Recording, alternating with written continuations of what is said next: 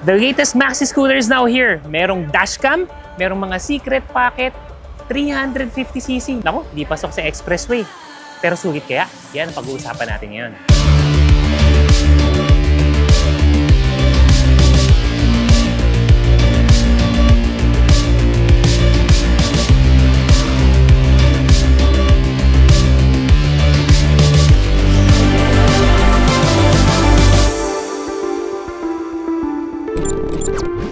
Pero bago natin pag-usapan ng bagong motor na to, napansin namin na marami pa rin sa inyo hindi naka-follow at naka-subscribe sa mga channels and pages ng Motor ni Juan. Malaking bagay inyong mga like, comment, and share para mas mapalawi pa at maraming marating ang video na to. At saka syempre, para update kayo sa lahat ng mga updates, lalong-lalo na pagdating sa mga bagong motor. So this is the Kymco Exciting X350. Alam niyo mga brother, dati meron ako Exciting 400. That's more for daily and more of a maxi scoot touring type. Ito naman, yung X350, by the looks of it, may kita natin, this has that adventure identity. From the windshield, to the shape, to the bulkiness, pero at the same time, you also have that smooth lines for that elegant feeling. Di ba mga brother?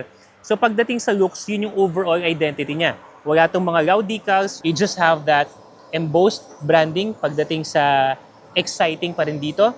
And then overall, malaki talaga siya, nakikita nyo, di ba? I am 5'10" in height, so this is how you will look like kapag katabi mo ang scooter na to.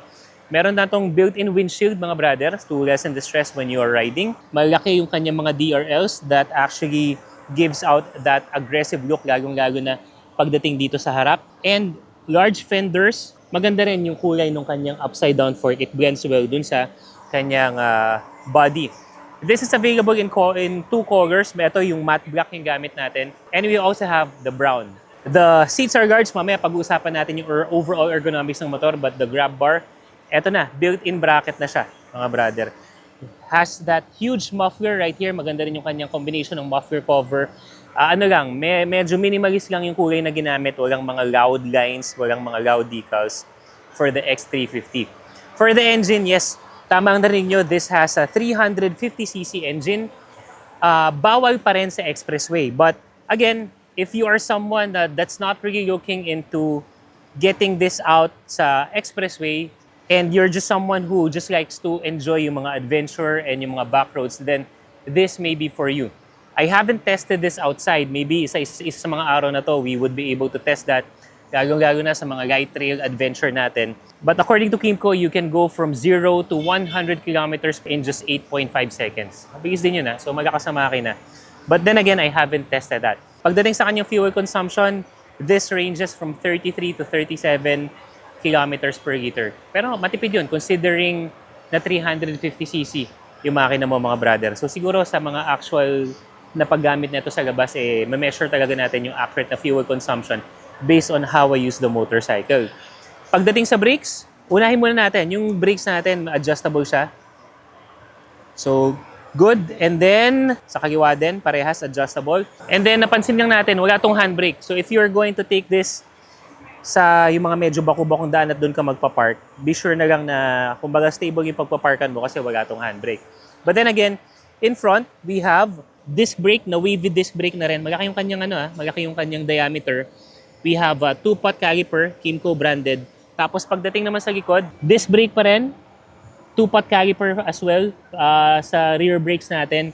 Again, that's dual ABS channel for this one. And this being an adventure scooter, you actually have that option to turn off your traction control kasi may traction control system itong motor na to. So, para sa mga hindi alam kung ano yung traction control system, yun yung nagmo-modulate ng spin ng gulong sa likod if in case medyo na dudulas siya, halimbawa mabuhangin, basa o kung ano man, binabawasan niyo yung power ng rear tire mo para hindi magtuloy-tuloy ng spin, mas may iwasan yung semplang. So that's a good safety feature pagdating dito kay X350.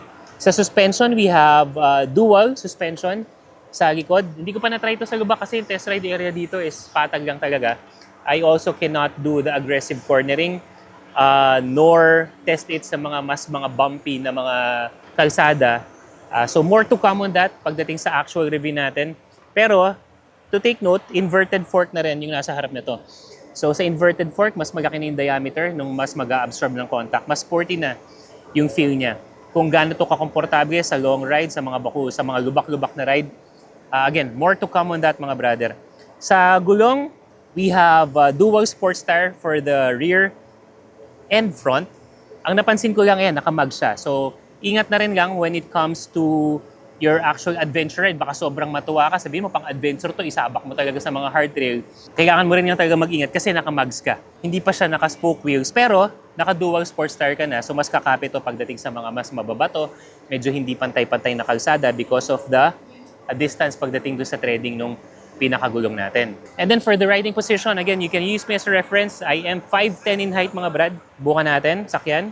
So decent riding position, hindi ako nakatingkayad. Yung upuan niya medyo malapad din, kaya mas nakabuka kakat. So that's something to take note of if you're going to buy this scooter, especially if you're a shorter rider. Pero kaya naman to.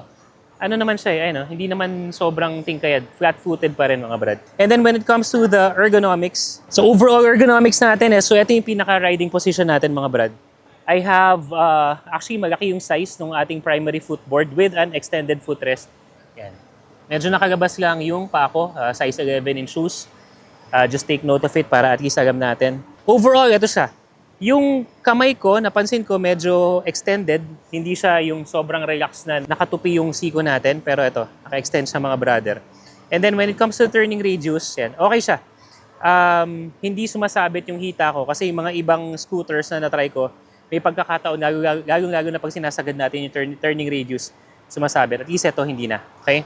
And mukhang malaking turning radius na to for a 350cc scooter. Again, the windshield decreases the wind stress, lalo na pagdating sa mga long ride. This also has that lumbar support pagdating sa likod. So actually adds that a little bit of comfort when it comes to riding. Pagdating naman sa angkas mga brad, malapad yung angkasan. I'm just not sure. Siguro try ko na lang umangkas. So take note yung pillion step natin, dipindot. Hindi siya dihatak ha, baka pigitin yung hatakin. Yan siya. So try natin pag umangkas, yung comfort level ng angkas natin, syempre kailangan approve ni Macy's yan, saka ng mga OBR. So sa height ko, okay lang yung pagkakabukaka ko sa angkas. Baka sa mga angkas natin na mas mababa yung height, check nyo na lang kung okay ba yung pagkakabuka ng legs dito para hindi mangagay. Pero maganda, mataas yung pillion step, kaya hindi sobrang yung nakakangagay na halos nakababa ng ganun na masakit na sa hita. At least ito, mataas yung pillion step, magambot yung upuan. So you have that level of comfort when it comes to actually riding or sa pag-angkas sa motor na to. Alright, features tayo mga brother. Unang-una, keyless na to. So we only have that turning knob to control yung pag-on ng ignition pagdating sa ating fuel. Pagdating sa fuel, so decent amount of fuel tank capacity. And given the, may attachment na rin siya mga brother para hindi mawala yung fuel tank natin. So okay na rin yung fuel capacity nito. So given that you can get 33, 37 kilometers per liter pagdating dito sa X350, decent amount. And then for the compartment, ito, malaki siya actually, tsaka pahaba. You can fit a full-size or full-face helmet here with kumbaga kahit ito. Wow, motorcycle cover, kasya pa rin siya kasi malaki yung compartment niya with the hydraulic stem na, kaya hindi siya basta-basta bubuka na lang ng ganun. And then, pagdating sa compartment, we also have that LED headlight. Nakakatulong din yan. For the display, actually malaki yung display niya, TFT display, very visible, malaki. Yung RPM figures, the speedometer, we have the engine temperature, we have the voltmeter, and then yung mga indicators natin kung pang change oil na, or is the TCS turned on or off. And then yung TCS kasi now on-off yan mga brother. And then we also have that built-in charging port right here. So USB and Type-C na. Medyo kakaiba lang. Ang ina-expect ko kasi nandito yung saksakan, nandito siya sa ilalim for the charging ports. And then for this motorcycle, they added a safety documentation feature kasi meron na siyang built-in DVR cam, front and rear. And then you can access that by downloading the Boshi app. Prepare mo na lang dun sa motor para mas ma-access mo yung mga footages. Para meron at least hindi mo na kailangan magpalagay ng mga additional accessories, lalo na pag sa dashcam. You have that peace of mind na talagang meron kang documentation in case whatever happens sa kalsada. And then napansin natin dito mga brother, meron siyang icon for heated handle grip. So, not necessarily applicable sa lahat ng parte ng Pilipinas kasi nga, we're a tropical country. But if you are traveling, let's say, sa mga malamig na lugar, katulad ng mga Maliko, Pangasinan, Baguio, Sagada, or inabutan ka lang talaga ng ulan, sobrang lamig ng panahon, then it's an advantage na merong heated handle grip. I think this has 3 levels of heat. Ano yan eh, it adds comfort dun sa overall riding mo. Pero kung nandito lang naman tayo sa metro, hindi mo naman na talaga kakailanganin ito. But it's just good to know that you have that option in case mag-long ride ka at mapadpad ka talaga sa mga mas malayo at mas malamig na lugar. And then we have front pocket sa kaliwa. Tingnan natin sa kanan. So dalawa, front pocket yung mga brother. Let's try to fit a normal sized phone. So kasya naman siya mga brother. For both the left and right front pocket. Yan. Diba? Ang nagulat ako is meron din pala itong secret pocket. That's located right here. Sa kaliwa lang mga brother Ito, yung may X350 na embossed logo, meron pala siya dito. Ayan meron pa siyang net. So anong pwede mo mga mailagay dito? Basahan, kung whatever documents, basta just good to know that you have that additional front pocket. Di ko alam yan Ayan, meron pala yan And then additional feature for the grab bar, ano siya? It's actually a top box bracket. Ayan. With certain holes na top box na lang ang bibigin mo para dito sa motor na to, okay na. Solid din The shape also accentuates sa pinaka-design ng motor natin. And this being an adventure scooter, meron na ring built-in na handguard. Ang handguard kasi hindi lang yan pang forma mga brother. Ano yan? Yung in case mabuwal ka, at least diba yung mga natutumbang motor, nadadamage ka agad yung brake levers. This acts as a protection. So at least medyo ito na lang papalitan mo. So just in case mabuwag yung motor mo. Wag naman sana. So this is the Kymco exciting X350, one of the newest scooters pagdating sa Kymco lineup. Ano sa tingin nyo mga brother? Sulit nga ba ang motor na to? I-comment nyo sa baba at pag-usapan natin yan. In the meantime, para hindi ka magpuhuli sa lahat ng mga motorcycle news, reviews, and tips, be sure to follow lahat ng mga social media pages natin katulad ng TikTok, Facebook, Instagram, and YouTube. Sa next video mga brad. Salute!